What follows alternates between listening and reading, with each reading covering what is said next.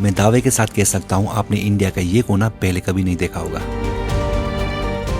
एक ऐसी जादुई जगह जहाँ रास्ते ढूंढने नहीं पड़ते, बस बादलों का पीछा करते हुए पहुंच जाते हैं।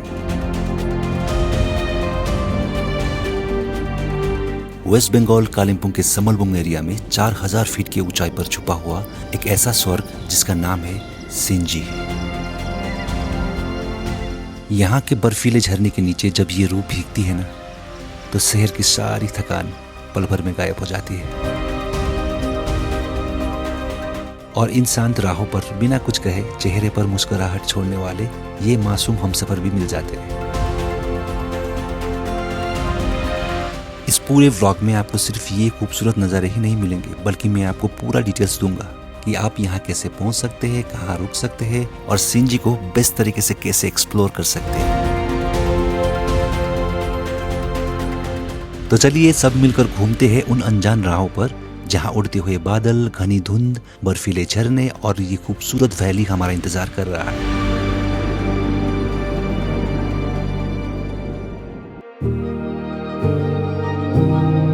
तो बस चाय की चुस्की लेते हुए मैं वेट कर रहा था सूर्य भाई का, क्योंकि आज इस सिंजी के सफर में वो भी मेरे साथ जा रहे हैं। और लो भाई भी आ गए, तो अभी निकल पड़ते हैं बिना किसी देरी के सिंजी की ओर। दार्जिलिंग मोड़ से हमारा सफर शुरू हुआ। इस भारी ट्रैफिक से जूझते हुए जैसे हम थोड़ा आगे बढ़े तो हम आए सालूगढ़ा बाजार। और एक काम की बात याद रखना, आपको यहीं से सिंजी के लिए शेयरिंग टैक्सी भी मिल जाएगी। सालूगढ़ा बाजार पार करते ही ये खूबसूरत जंगल वाला रास्ता शुरू हो जाता है, जिसके दोनों तरफ घने पेड़ और बीच में ये कमाल का रास्ता। इसी सुकून के साथ हम पहुंच गए सेवक बाजार। कोरोनेशन ब्रिज के उस आइकॉनिक नज़ारे को पीछे छोड़कर हमारी बाइक अब सीधा बढ़ रही है कालीझोड़ा डैम की तरफ। लेकिन डैम के अंदर में फोटो और वीडियो लेना मना है, इसलिए पाबंदियों का सम्मान करते हुए हमने अपने कैमरा बंद किए और डैम को पार किया। और जैसे हमने कालीझोड़ा डैम पार किया तो ठंडी हवाओं ने हमारा स्वागत किया। रास्ते और घने होते जा रहे थे और मौसम हसीन। इस रास्ते से सिंजी जाते वक्त दो बहुत खूबसूरत व्यू पॉइंट पड़ेंगे। पहला पनबुडारा व्यू पॉइंट और दूसरा गुरदुंगडारा व्यू पॉइंट, जो आगे आपको मैं दिखाऊंगा। डैम से थोड़ा ऊपर आकर जब हम इस जगह पर रुके तो यहाँ से नीचे बहती तीस्ता नदी और दूर दिखता कोरोनेशन ब्रिज मानो किसी पेंटिंग की तरह लग रहे थे।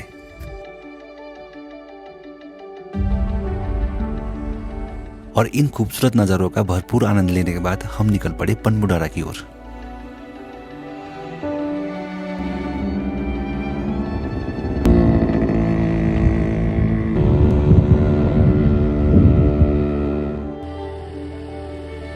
तो आखिरकार हम पनबुडारा तो पहुंच तो गए, लेकिन पहाड़ों का मिजाज देखिए।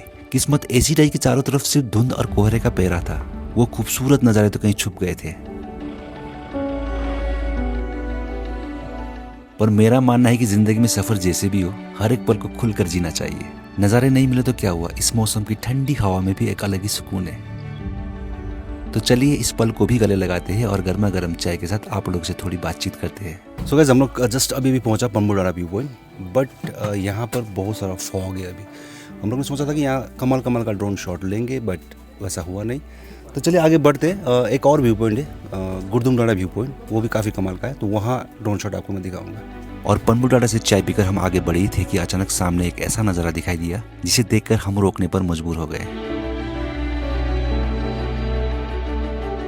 जैसे हम लोग पनबुडारा से थोड़ा आगे आए तो यहाँ पर एक बड़े सा कैफ़े मिला हम लोग को, और यहाँ से नीचे का ना व्यू काफ़ी कमाल का दिखाई दे रहा है। उधर से देख सकते हैं पूरा बादल आ रहा है और पहाड़ों के ऊपर से फिर डाउन होके फिर ऊपर जा रहा है। तो वाकई में बहुत ही कमाल का व्यू यहाँ से लग रहा है।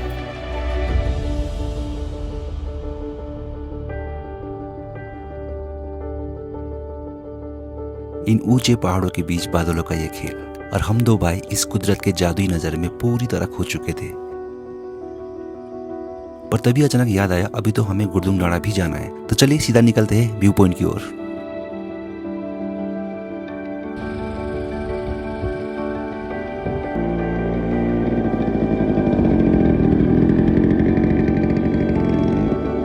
पनबुडारा से थोड़ा और ऊंचाई पर अब हम पहुंच चुके हैं गुरदुंगडारा। लेकिन आज कुदरत का इरादा कुछ और ही था। जैसे हमारे कदम यहाँ पड़ी, बादलों ने मानो पूरी वादी को सफेद चादर से ढक दिया। चारों तरफ सिर्फ कोहरा ही कोहरा और खामोशी। तो गाइस जब चलते ऊपर की तरफ, यहाँ पर एक पत्थर से बहुत प्यारा सजाया हुआ है, पता नहीं किसने सजाया, और जिसने भी सजाया काफ़ी कमाल का सजाया है।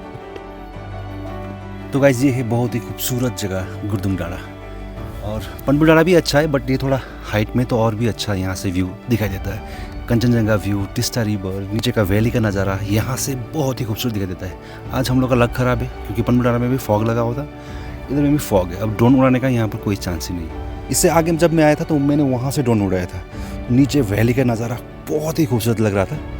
सोचा था आज भी ऐसा वेदर मिलेगा, बट ऐसा आज वेदर मिला नहीं, पूरा फॉग छाया हुआ है। कैसा लग रहा है भाई यहाँ पर? इसका मैंने वीडियो देखा है आपके पास। हाँ, मैंने बहुत पहले ड्रोन शॉट लिया।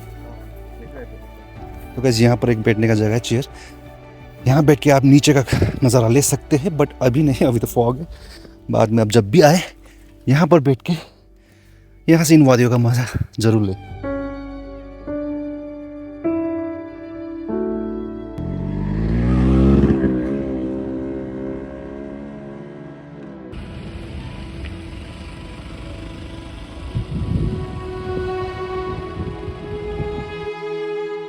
तो गुरदुम डाँड़ा की उस घनी धुंध को पीछे छोड़कर अब हमारी बाइक बढ़ चली है समथार की ओर।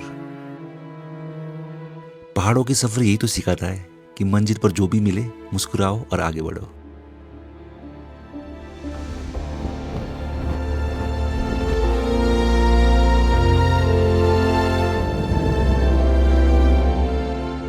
और समथार बाजार पार करते ही आगे हमें दो रास्ते मिले।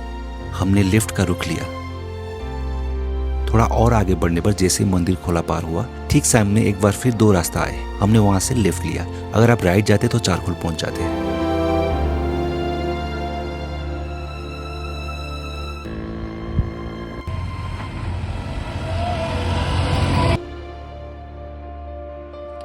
वैसे राइडिंग का असली मतलब सिर्फ मंजिल तक भगाना नहीं होता। असली मजा तो सफर के बीच थोड़ा रुकने, इस ठंडी हवा को चेहरे पर महसूस करने और प्रकृति की इस जादुई बनावट को शांत होकर देखने में है। और इस सुकून को समेटे हम फिर निकल पड़े अपनी मंजिल की ओर।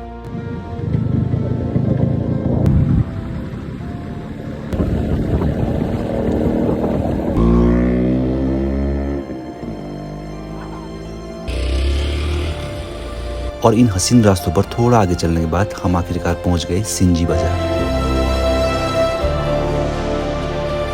कालिम्पोंग डिस्ट्रिक्ट का ये इलाका सिर्फ खूबसूरती नहीं बल्कि इसका बहुत पुराना इतिहास भी है। और आज जिसे हम सिंजी नाम का एक शांत ऑफबीट गांव कहते हैं, सालों पहले ये पूरा इलाका तिब्बत के साथ होने वाले बड़े बड़े व्यापार का एक अहम रास्ता हुआ करता था। बाद में ब्रिटिशर्स ने इस वैली को डेवलप किया और आज यही सिंजी हम जैसे मुसाफिरों के लिए सुकून का दूसरा नाम बन चुका है।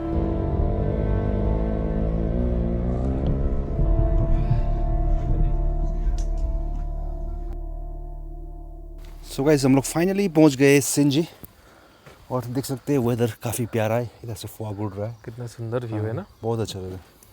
तो सूर्य भाई आज का कैसा लगा राइड? राइड तो बहुत ही मस्त था। रास्ता भी एकदम यूनिक था, ऑफ रोड था, बहुत ही मस्त रास्ता था, नया रूट था। वही तो ऑफ बीट का यही मजा है। यही मजा है। और अभी व्यू देख के तो बहुत ही शांति मिल गया। एक्चुअली टॉप में है तो ये, हाँ, नीचे में नीचे का सिंजी जो बाजार, जगह, वो सिंजी बाजार दिखाई दे रहा है यहाँ से। तो ये अभी ना मतलब उतना एक्सप्लोर नहीं हुआ है ये जगह, तो धीरे धीरे हो रहा है हो एक्सप्लोर। रहा है। हाँ। यहाँ बैठकर इन खूबसूरत वादियों को देखते देखते हम दोनों जाने कहीं खो गए। पता ही नहीं चला कि कब शाम हो गई। और जब इन लाइट की रोशनी के पास से फॉग उड़ रहा था तो दिल को एक अलग ही सुकून मिल रहा था।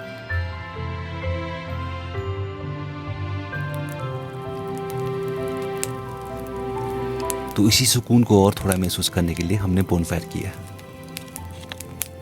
और आग सेकते हुए हम बस कल के बारे में सोच रहे थे कि कल सुबह हम लोग को रेनबो वाटरफॉल के लिए निकलना है। उस वक्त तो मौसम बिल्कुल ठीक ठाक था,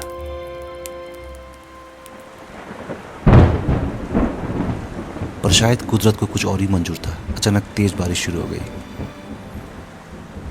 और अब दिल में बस यही डर था कि अगर ये बारिश ऐसे चलती रही तो कल हमारे लिए वहां जाना थोड़ा मुश्किल हो जाएगा।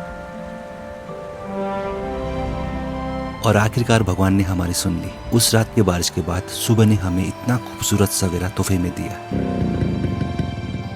तो बस हमने बाइक उठाई और सीधे निकल पड़े रेनबो वाटरफॉल की ओर, जो पापोंग से थोड़ा आगे है। और हाँ, हमने स्टे किया है नोमैड नेस्ट होम स्टे पर। आप चाहे तो आप भी यहाँ पर रुक सकते हैं। होम स्टे का डिटेल रहेगा यही वीडियो का डिस्क्रिप्शन पर।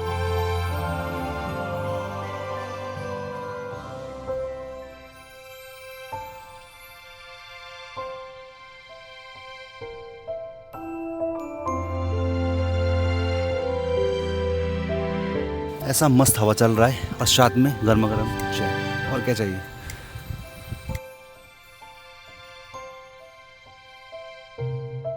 दी भाई কেমন লাগলো?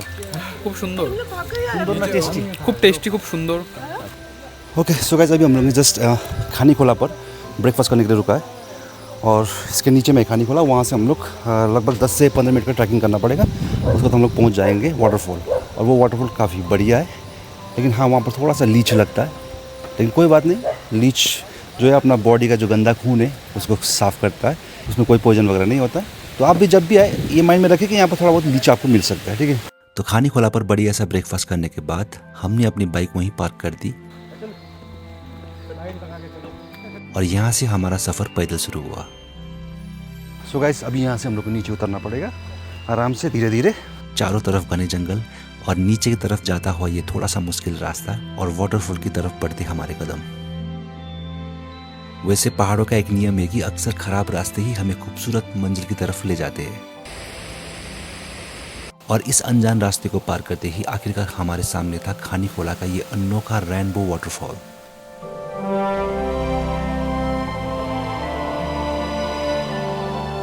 तो गाइस मैं फाइनली पहुंच गया रेनबो वाटरफॉल, बट ये मिलिंग बस से सोनादा वाला रेनबो वाटरफॉल नहीं है, ये है खानी खोला वाला रेनबो वाटरफॉल। एक तो यहाँ पर भी आपका नहाने का जगह है, एक नीचे में भी नहाने का जगह है। नीचे वाला ये जो नहाने का जगह है ये उतना डीप नहीं है, यहाँ तक होगा, बट ऊपर वाला जहाँ पर झरना गिर रहा है वहाँ पर थोड़ा डीप है, क्योंकि जहाँ पर झरना गिरता है वहाँ पर डीप ही रहता है। इस ठंडे साफ पानी को देखकर खुद को रोकना नामुमकिन था, और लंबी पैदल यात्रा और थका देने वाले हाइकिंग के बाद जैसे मैंने इस पानी में डुबकी लगाई, ऐसा लगा कि रास्ते की सारी मुश्किलें इसी बहते पानी में बह गई।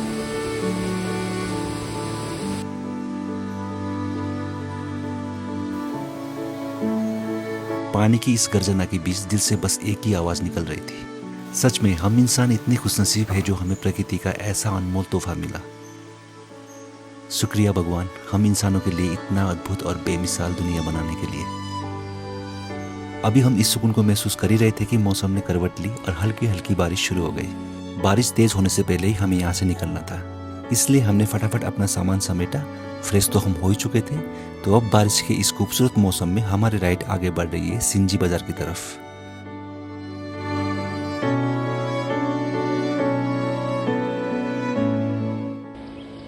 रास्ते में जाते हुए अचानक मेरी नजर इस छोटे से ब्लैक पप्पी पर पड़ी। वो बोल तो नहीं सकते थे, लेकिन उसकी मासूमियत में ऐसी खूबसूरत मुस्कान थी कि देखकर दिल खुश हो गया। बस उसी प्यारी सी मुस्कान को साथ में लेकर हम आगे बढ़ गए।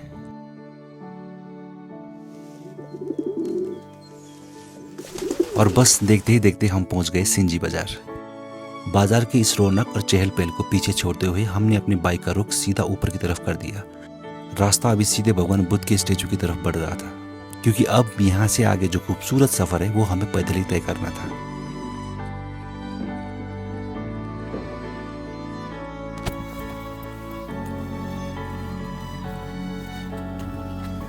तो आपने वो झरना तो देख लिया, बहुत ही खूबसूरत था, वो भी विजिट कर सकते हैं। बट अभी हम लोग जा रहे हैं ऊपर में, जहाँ पर एक बुद्ध भगवान का स्टैचू है, और वहाँ से नीचे वैली का नज़ारा बहुत ही खूबसूरत दिखाई देता है।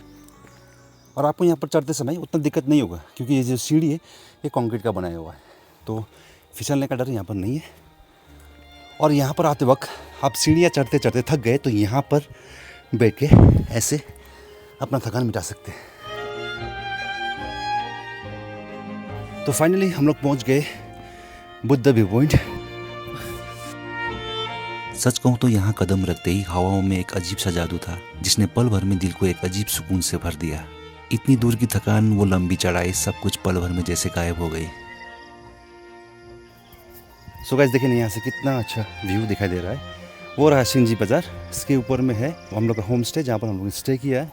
और धीरे धीरे बादल इस तरफ से पूरा वैली को ढक रहा है, और नज़ारा वाकई में बहुत ही शानदार दिखाई दे रहा है।